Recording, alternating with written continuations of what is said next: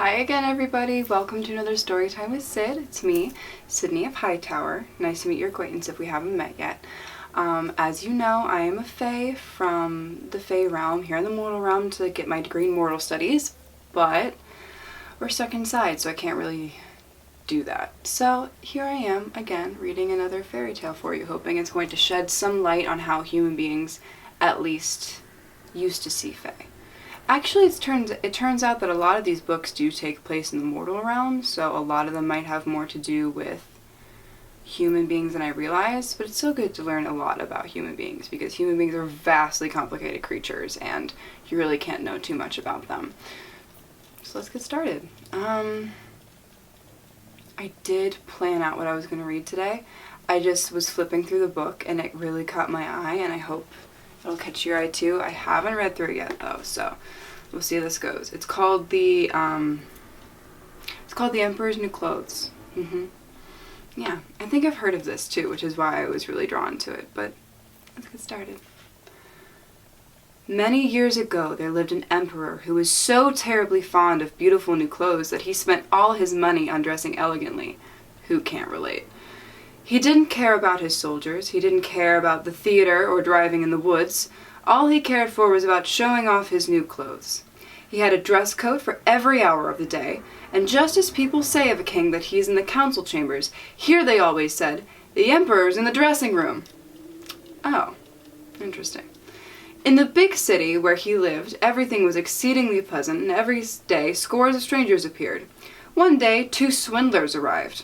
They claimed to be weavers, and they said they knew how to weave the loveliest cloth imaginable. Not only were the colors and patterns extraordinarily beautiful, but the garments they sewed from the cloth had the peculiar property of being invisible to any person who was unfit for his position or inexcusably stupid. These are some smart con men. "What lovely clothes they must be," thought the emperor. "By wearing them I could find out which men in my kingdom are unfit for the positions they hold. I could distinguish the clever from the stupid. Yes, I must have these clothes woven for me at once." And he gave the 2 swindlers a great deal of money so they could begin their work. And they did set up 2 looms and pretend to work, but there was nothing at all in their looms. They promptly demanded the finest silk and the most magnificent gold, which they stuffed into their own bag. Then they sat at the completely empty looms and worked far into the night. "I'd certainly like to know what progress they've made with the cloth," thought the emperor.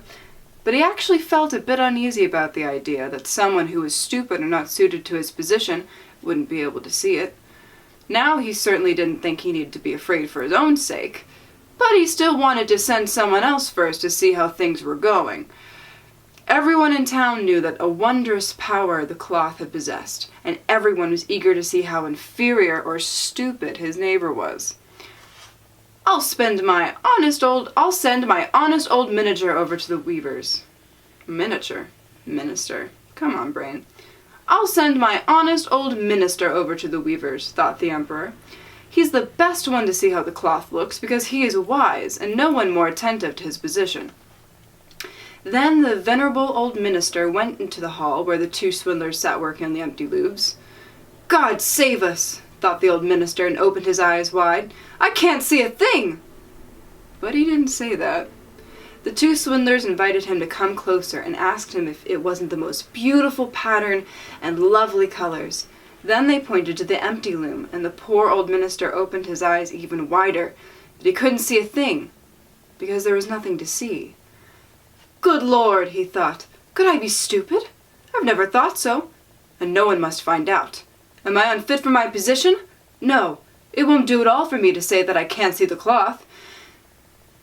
"Well, you're not saying anything about it," said the one who was weaving. "Oh, it's exquisite! Quite the most charming of all," said the old minister, peering through his glass. "The pattern and those colors! Yes, I shall tell the emperor that it pleases me to no end." "That's very gratifying," said both weavers, and they mentioned the colors by name and the unusual pattern. The old minister listened carefully so he would be able to repeat everything when he returned home to the emperor. And he did.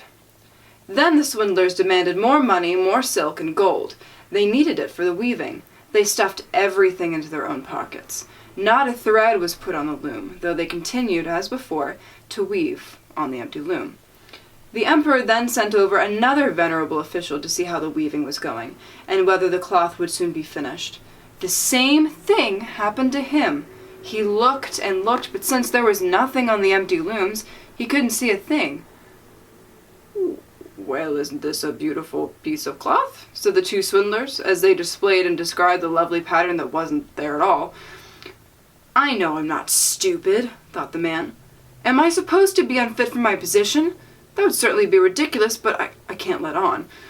Then he praised the cloth that he couldn't see and reassured them of his joy and the beautiful colors and the lovely pattern. "Yes, it's quite the most charming of all," he told the emperor. Everyone in town was talking about the magnificent cloth. Then the emperor wanted to see for himself, while it was still in the loom. With an entire host of hand-picked men, including both of the venerable officials who'd been there before, he went over to visit the two cunning swindlers, who were now weaving with all their might, but without thread or yarn. "Yes, isn't it magnifique?" said both of the venerable officials. "Just look, your majesty! What a pattern! What colors!" And then they pointed at the empty loom, because they thought surely the others could see the cloth. "What's this?" said the emperor. "I can't see a thing. This is terrible. Am I stupid? Am I unfit to be the emperor? This is the most horrible thing that could happen to me." "Oh, it's very beautiful," the emperor said.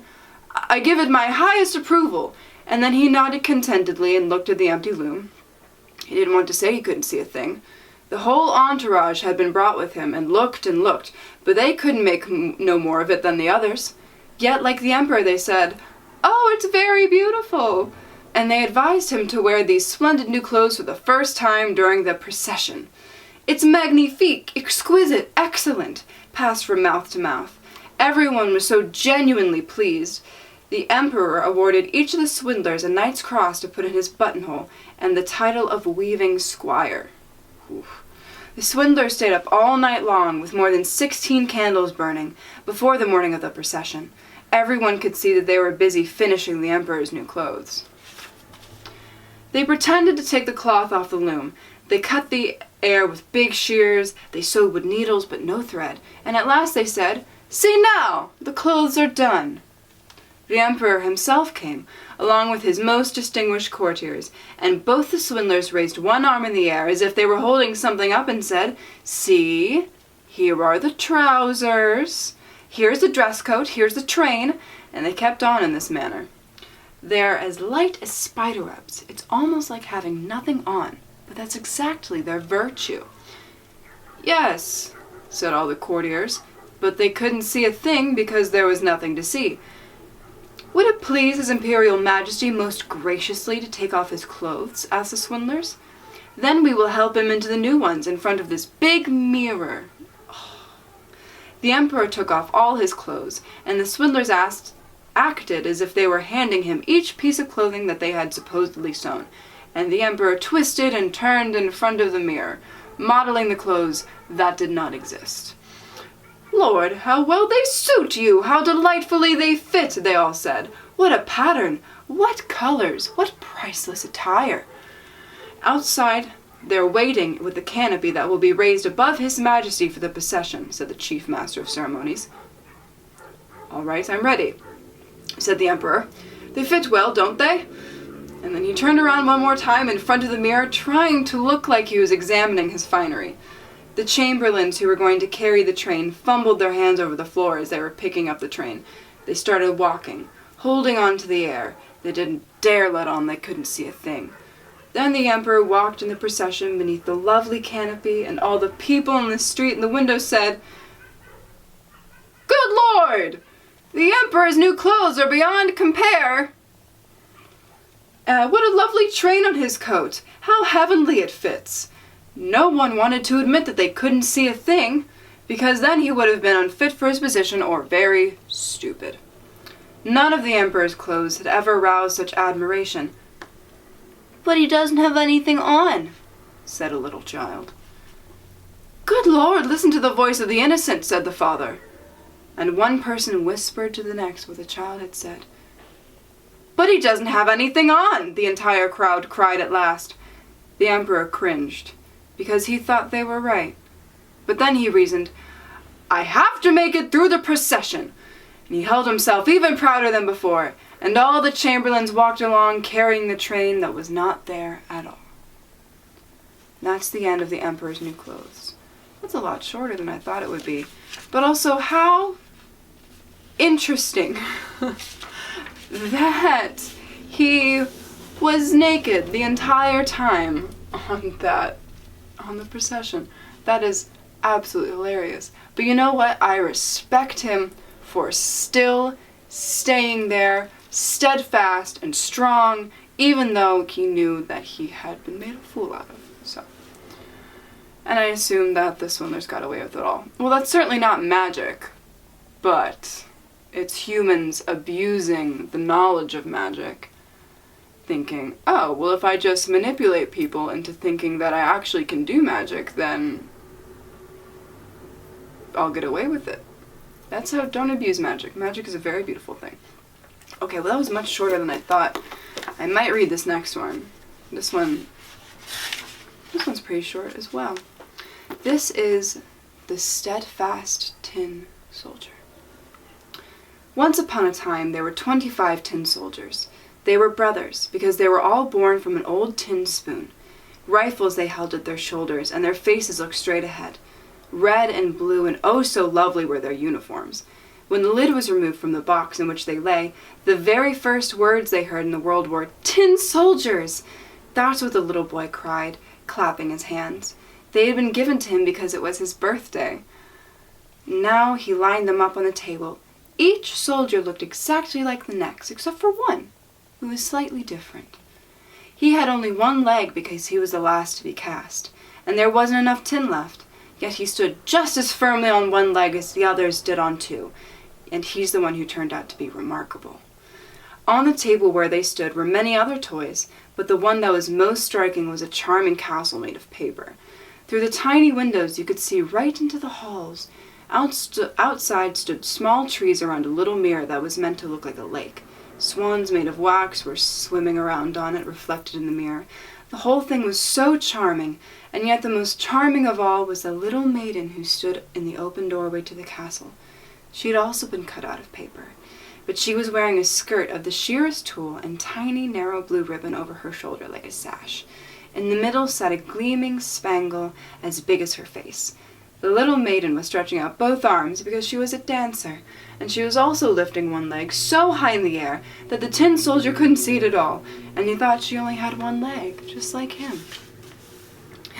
Now there's the wife for me, he thought, but she looks rather refined, and she lives in a castle. I have only a box, and it still has to hold 25 of us. There's no place for her. Still, I have to see about making her acquaintance. And then he stretched out full length behind a snuff box that stood on the table. From there he could get a good look at the elegant little lady, who continued to stand on one leg without losing her balance. Later that evening, all the other tin soldiers were put back in their box, and the people of the house went to bed. Then the toys began to play. They gave tea parties, fought battles, and danced. The tin soldiers rattled in their box because they wanted to play too, but they couldn't open the lid. The nutcracker turned somersaults, and the slate pencil scribbled all over the slate. There was such a commotion that the canary woke up and started chattering too, and in verse of all things. The only two who didn't budge were the tin soldier and the little dancer. She held herself erect on her toes with her arms held out. He was just as steadfast on one leg, and his eyes didn't leave her for a second. Then the clock struck 12, and bam! The lid of the snuff box flew open, but there was no tobacco inside. No, there was a little black troll. What a wily trick that was. "Tin soldier," said the troll, "keep your eyes to yourself." But the tin soldier pretended not to hear him. "Well, just wait till morning," said the troll. When morning came and the children got up, the tin soldier was moved over to the window-sill, and whether it was the troll or a gust of wind, all of a sudden the window flew open and the soldier plummeted head-first from the 4th floor. What terrifying speed! With his leg turned upward, he landed on his cap with his bayonet stuck between the cobblestones. The servant girl and the little boy went downstairs at once to look for him. But even though they nearly stepped on him, they couldn't see him. Oh, that's so sad. Even though he shouted, "Here I am!" they probably would have found him, but he didn't think it was proper to yell when he was in uniform. Then it started to rain. One drop came down faster than the other. It turned into a regular downpour. When it was over, 2 street urchins came along. "Hey, look," said one of them. "There's a tin soldier lying here. Let's send him out for a sail." So they made a boat out of newspaper, set the tin soldier in the middle of it, and sailed him down the gutter.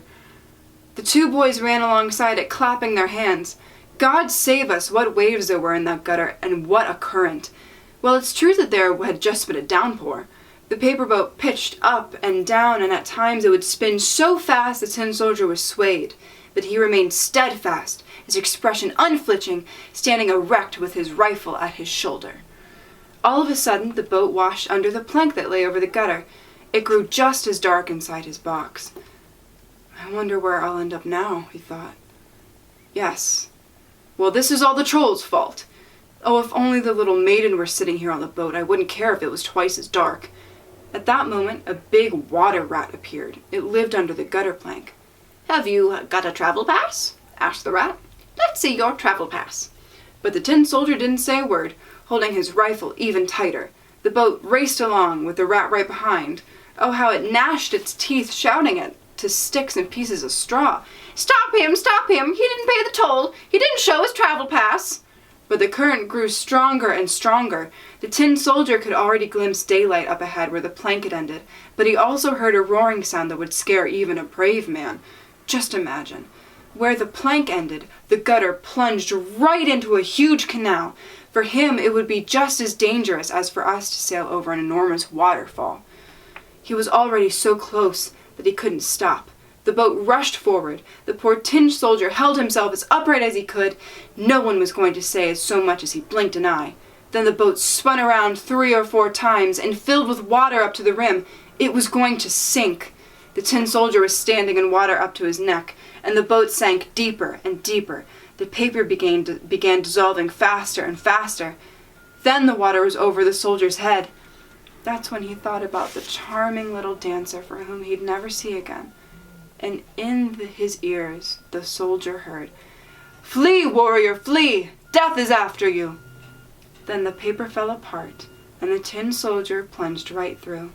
But in that very instant he was swallowed by a big fish. How dark it was inside! It was even worse than under the gutter plank, and it was much more cramped. But the tin soldier was steadfast and stretched out full length with his rifle at his shoulder. The fish thrashed about, making the most terrifying movements.